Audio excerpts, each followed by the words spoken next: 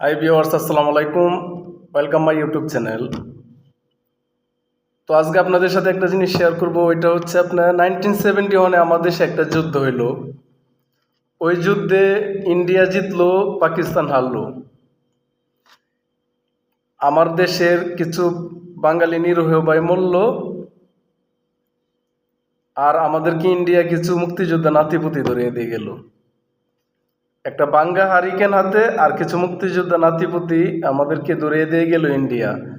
আর এখন বর্তমানে আমার দেশে কিছু ইন্ডিয়ার এজেন্ট আছে, যারা মানে ইন্ডিয়ার কোনো বদনাম তারা সহ্য করতে পারে না। তারা ইন্ডিয়ারে খুবই সমর্থন করে। তো আমার কথা হচ্ছে, আপনারা যারা বলেন যে 1971-এ যারা পাকিস্তানের পক্ষে নিয়ে কথা বলছিল, আপনারা তাদেরকে বলেন রাজাকার। হ্যাঁ হ্যাঁ, আমিও বলি রাজাকার। যারা দেশের বিপক্ষে কথা বলবে তারাই রাজাকার, তারাই দেশদ্রোহী।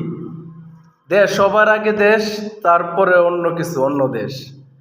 যারা দেশের বিরুদ্ধে কথা বলবে, যারা দেশের বিরুদ্ধে, যারা দেশের এগেনিস্টে কথা বলবে, তারাই দেশদ্রোহী, তারাই রাজাকার, তারাই দালাল।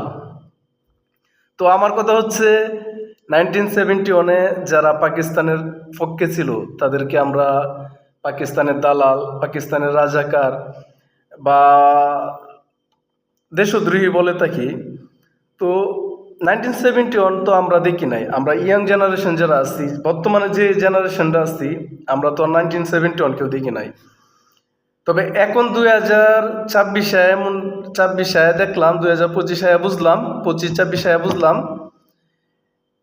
এখন কিছু কিছু ছোট ভাই, বড় ভাই, বন্ধু বান্ধব যেভাবে ইন্ডিয়া দালালি করতেছে, তো এখন তাদেরকে দেখে বুঝতে পারতেছি যে ওই সময় 1971-এ হয়তো এরকমই পাকিস্তানের দালালিরা এরকমই করছিল।